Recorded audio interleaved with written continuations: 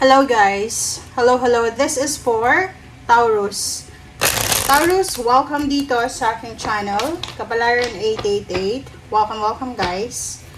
Alamin natin ang money career, financial reading mo for the month of April 2026. Okay, so let's check. This one is for April 2026.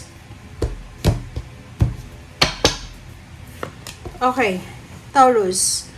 First card mo dito is 10 of Pentacles, 7 of Wands, 5 of Cups, and this is Wheel of Fortune, and 8 of Wands. Sa ilalim mo dito, there's a Page of Swords. So this is air signs energy, and fire sign energy.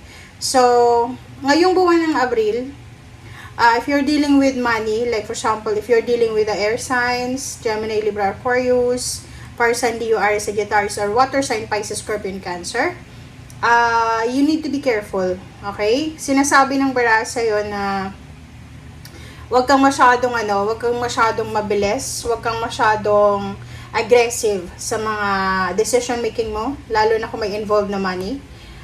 Contract signing, there's an involvement of like collaboration, loans, parang ganon. You need to be careful. Kung plano mong mag-loan sa bangko or mangutang sa kung kanino man, careful tayo, okay? You need to be careful kasi pwede kang magsisi sa bandang huli. Okay? Dito sa barahang to, ito yung 8 of Wands. This is sudden, immediate. Napakabilis niya. So, sinasabi ng bara sa'yo na isang napakabilis na balita, isang napakabilis na information, communication, ang posibleng makukuha mo sa buwan ng Abril.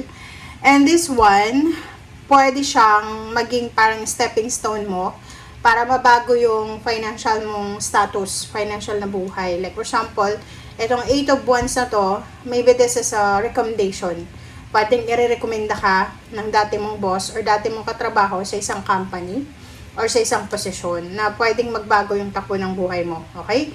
And it will result to 10 of Pentacles. So, sinasabi ng bara sa'yo na pwedeng dito ka magkaroon ng mataas na sweldo, promotion, dito mo mahahawakan yung pera talaga na tangible talaga siya. But ang problema dito is nasa 5 of Cups. Kasi, sabi ng baraha sa'yo, diba, sa ilalim niya, iwasan mo yung sobrang mabilis. So, ibig sabihin, ano man ang offer na to sa'yo, especially, like, for example, the first 2 weeks of April, mag-iingat ka kasi baka magsisi ka sa bandang huli. Okay? So, sinasabi ng barahan na dahan-dahan tayo, pag-aralan nating mabuti. Like, alam mo, sa panahon ngayon, buong mundo, nasa crisis tayo. So, during the crisis season, maraming scammer. Okay? So, like for example, i-expect nyo na yan, nalalabas ngayon yung lahat ng klase ng scammer. Like sa bangko, ganyan, may magsisend sa'yo ng mga chat, text, or anything. May magsasabi sa'yo na, mag-invest ka dito ng 1,000, magiging 10,000. So, you need to be careful starting this April. Okay? Kasi baka magsisi ka sa bandong huli. And the 7 of Wands, this is all about protection. So, protectionan mo ang sarili mo, your decision making, protectionan mo yung pera mo, protectionan mo yung sarili mo, laban sa kung ano man na mabilis na actions. Kasi pag mabilis kang gumalaw, mabilis kang magdesisyon, minsan, mali yung desisyon kasi hindi mo na pag-isipan. Okay? So, let's clarify.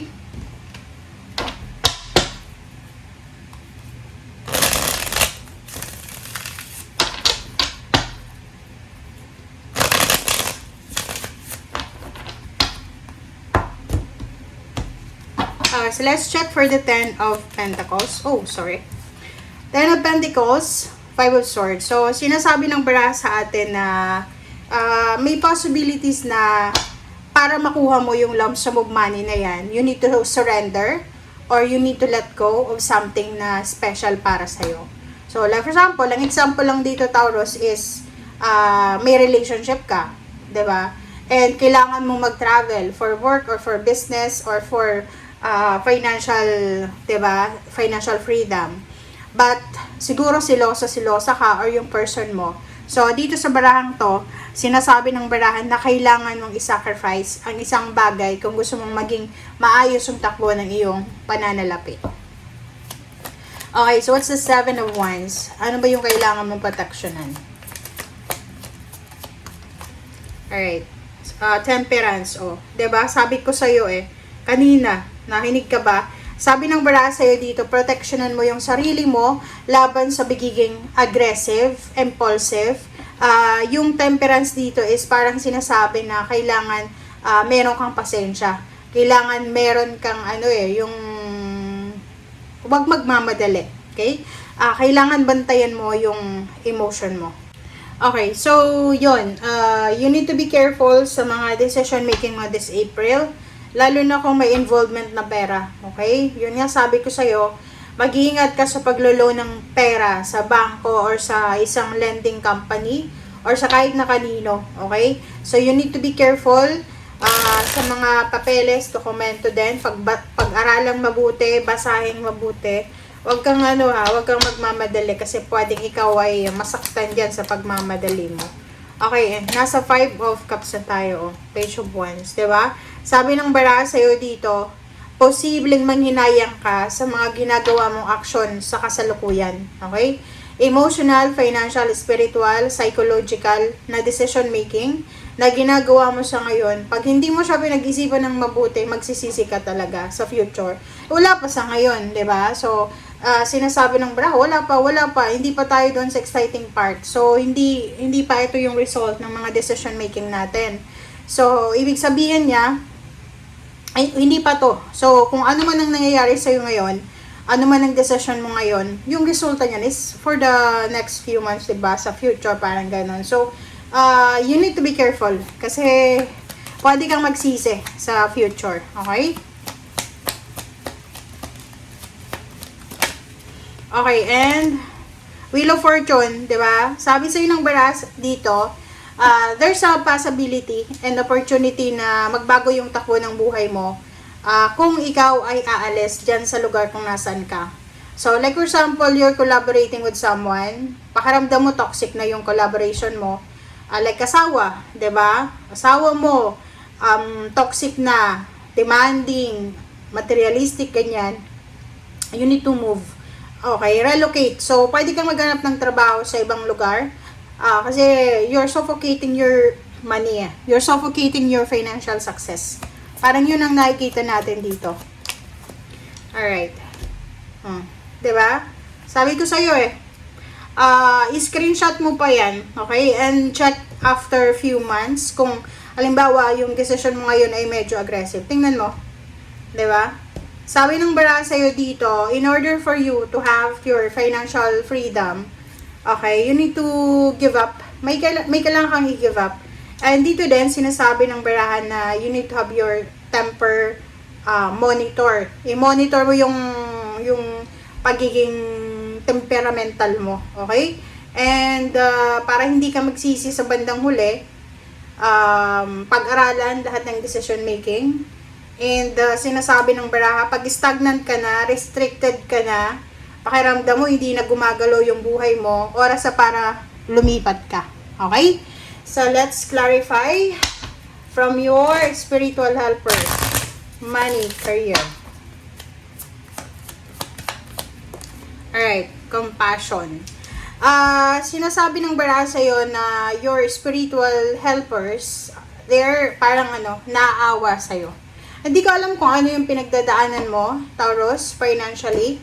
But you have spiritual helpers and guides na naaawa sila sa'yo. Because yung pinagdadaanan mo sa ngayon ay hindi mo deserve na pagdaanan yan. I don't know kung ano yan. And last message tayo. Alright, ang dami. 3. Okay, reverse na sea turtle, sorry, conservation. So, naka-reverse siya. So, ibig sabihin, may posibilidad ka talaga na gumawa ng aksyon na hindi mo pinagsisihan. So, na hindi mo pinag-iisipan. So, sinasabi ng baraha, you need to make a conscious choice. So, kailangan conscious ka sa mga choices mo. Pag-isipang mabuti, huwag magpadalos-dalos. And this one is Starfish, Intuition. Makinig ka dito sa barahang to kasi maybe this is from your spiritual helpers and guides or from your intuition or kung ano pa man to, saan mang galing mensahe to. This one is a warning. Okay, makinig ka sa iyong intuition. Okay? And last card natin, Taurus is Liama. Okay? Sinasabi ng Liama na to na yung progress, yung growth ay mahirap yan. Kaya nga 'di ba? Sinasabi sa'yo ng baraha dito, huwag tayong magmamadali. Easy money, walang easy money.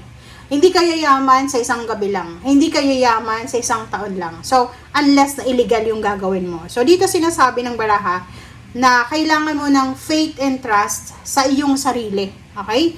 And you have a collaboration. You have an attachment ngayon na hindi maganda para sa system mo, para sa soul mo. So, yun ang kailangan mong i-give up muna. Okay? May naka-attach sa'yo na bad luck. Okay? May naka-attach sa'yo, Taurus, na bad luck. Na siya yung pumipigil, siya yung obstacle ng blessings mo na to. Okay? Thank you guys. Bye!